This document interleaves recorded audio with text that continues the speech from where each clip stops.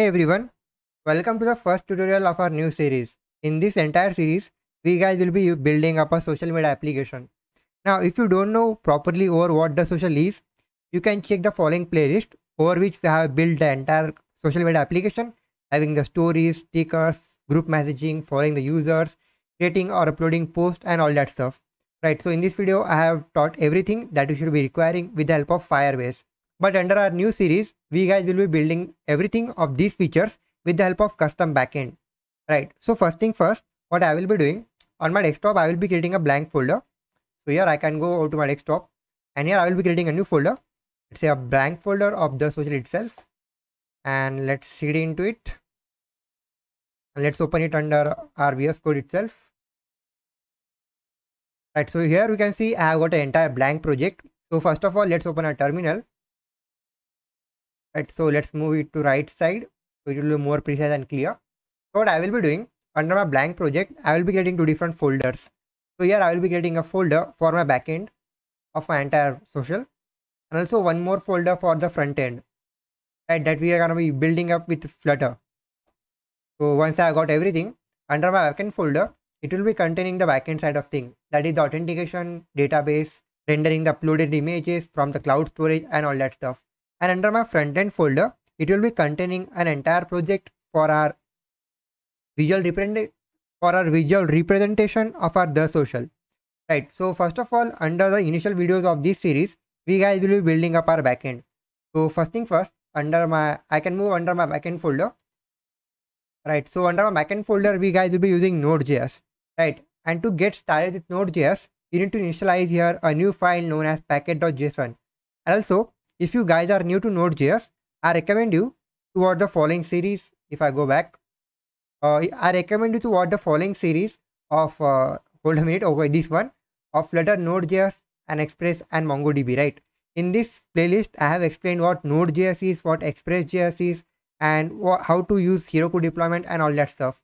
Now, under our The Social, we guys will be using Postgres instead of MongoDB. So you can skip the following two videos of MongoDB Basics and MongoDB CRUD. But you can watch the videos of Node.js Basics, Express and Postman, Heroku deployment and how to integrate them with our Flutter from this series. Right. I will link both of the following playlist of The Social with Firebase and the Node.js custom backend under the description box. You must check it out. Also, make sure you have got npm installed under your system. Right. And here if I type here npm under my entire folder, you can see I will be getting the following command palette in which I can initiate all of my files with the help of npm. Right, so first of all, let's clear it out and we need to initialize our puffpay.yaml file. And first thing first, we need to initialize our package.json file, which is exactly like the same as our puffpay.yaml file under a case of Flutter. So here you can say npm init and -y. Now here you can see it will be creating the following file known as package.json. Under the following file, you will be getting some scripts, some description and version and all that stuff about our entire folder, that is our project, and the following author and license. Also, this file will be containing some dependencies and developer dependencies. Right. So now, once we have got our entire package.json file, we need to get some dependencies. Right. Now, unlike our Flutter, where we got all of our dependency from pub.dev, under the backend side of Node.js, we get all of our files from npm itself. That is our Node package manager. So to get some dependencies, you just need to write here npm I or install. You can write any sort of thing, npm install the package name. A package is referring to a particular dependency, right? So here I can say npm install. First of all, you can install Express. After that, you can install TypeScript, because we are going to be using TypeScript under the entire folder, that is the entire project. Now, once I got TypeScript, I can also install a new dependency known as NodeMon. NodeMon will be helping us in continuously watching the changes that will be appearing under our TypeScript file.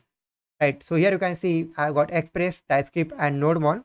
You can hit enter and the following files will be downloaded from our Node package manager itself. Now until this thing is loading up, if you don't know TypeScript, you can go back to my entire playlist. Yes, and if I go back, I can go under my videos and here you can watch the following crash course. Where it is, hold on a minute. Okay, yeah.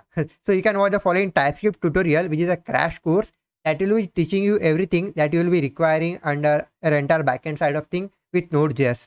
So you must watch the following video. I will link it up under description box as well. Right, so here I have got my entire files. Now once I have got these, I need to also install some developer dependencies. Here you can see under my dependency section, I got the following folders, that is my dependencies, right? Of Express, NodeMon and TypeScript.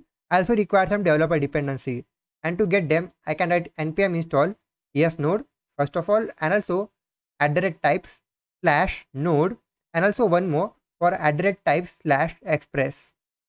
Right, and here you need to add the flag of --save and -dev. Now TS node will be helping us in rendering our TypeScript code under a JavaScript one, and the types will be referring to particular properties from our modules, that is from module of node and module of express. Hit enter right now. Awesome, so I have got the developer dependency as well. You can see all of them are here, and now we need to get a new file known as tsconfig.json, and to get that file you can write npm tsc, right, tsc-init, that is -init. Right, you can see I am getting a message successfully created a tsconfig.json file. Now my tsconfig.json file will be containing a large JSON data that will be containing some properties of my TypeScript code. First of all, you can convert the following ECMAScript to 5 to 6, and under my library, okay, 5 to 6, and under my library need to add here a following property of DOM and also ECMAScript of 2017, right, this one. And here you can see I have got two different mappings between my output directory and also root directory. So what I will be doing, under my backend folder, I will be getting a folder known as public, and similarly a new folder known as source. Right, now my public folder will be containing all of my JavaScript files, and my source folder will be containing all the TypeScript files. So here under my root directory, I can add a path of my source as my root directory, and under my output I can add a public. Right, you need to make the following changes under a tsconfig.json file. Now under my source folder, I can create a new file known as app.ts, and under my app folder I will be getting a file known as app.js. Right, we need to convert our app.ts, that is a code under my app.ts, under a code under a JavaScript one under app.js. Right, so here under my app.ts, what I can do, first of all I can console log, that is print some object. So here I can say this thing is working. Right, so now we need to print the following thing under our debug console. So to print it up, we need to add some scripts under our packet.json file. So what I can do, under my scripts, okay, let's remove everything, and under my scripts I can add certain scripts. First of all, I can start my entire thing, that is my backend server. So here I can say node public folder, and under my public folder app.js, and after this I can say a dev script which will be rendering my NodeMon, that is with the help of NodeMon it will be rendering my source, that is under my source folder .ts file. And after that I can have a build flag, that is my build script, and under my build script I can say tsc dash, that is -p, and a dot. Don't be the following dot operator or else you will be facing some errors. So once I got my entire scripts, what I can do, I can go back, save the following file, I can open my terminal, let's clear it out, and here I need to write the following script, that is I need to call the script of dev1. So what I can do, I can say npm run the following script name, that is dev itself. Hit enter. Now you can see I am getting the following output of this thing is working. Now if I make some changes under my file, let's say this thing is working version 2, and if I hit save and if I check it out, you can see I am getting all of my following changes live, that is all of the following changes you can see here. So here if I say version 3, I will be getting my following output here. So now in this tutorial we guys will be setting up our basic server. So for that purpose I can say first of all import express from the module that we have just initialized of express itself. Right, it is our basic server. Now what I can do, I can say a constant variable, that is my constant known as a app, is a new express instance. Right, so first of all what I can do, I can say a port should be equal to the value of 8000. Else what I can do, I can also do one thing, that is initialize my environment variable, for example process.env dot a port value. Right, this thing will be helpful for us whenever we shall be deploying our entire application over to Heroku, Vercel, Netlify and all that stuff.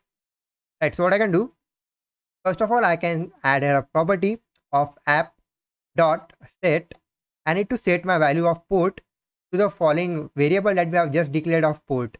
Right, now what I can do, I can also initialize some properties. For example, I can say app.use express.json. Right, we shall be only accepting all of our data from our testing, that is my testing software known as Postman, under a JSON format. Right, and also I can say app.use express.url encoded, and under this I can add a flag of extended to be false. This thing is a boilerplate thing that you need to add under your app.ts file. What I can also do now, I can say app.listen to a particular port, and to get that port I can say app.get the value of port, and also I can throw a new callback. Right, under my callback I can console log here a new object, and here I can say rocket, which is a new emoji. I can say the rocket, which refers to our server, is rocking over the following port, and to access that port you can add a curly braces, and here you can say app.get the value of port. Now we need to add some certain home path to our entire server, so here I can say app.get, and here let's add a slash, that is home path, and here I can add a new callback having a properties of request and response, and here I can throw a new callback, and here I can say response.send, and here I can say data having a value, let's say the social rebuild API. Right, let's add a flag right one, and also let's add a capital R, and this should be our entire response that will be sending to our server. So now if I check my debug console, you can see my server is already rocking over 8000. I can stop my entire server one more time, and here if I say npm run dev, you can see my server is rocking over 8000. Now I can go to my browser, and if I open my localhost over 8000, I can get the value of the following data, that is the social rebuild API. So let's go to localhost of 8000, and here you can see I am getting the following output of data to be the social rebuild API. Right, so this was the basic server setup of our entire the social application.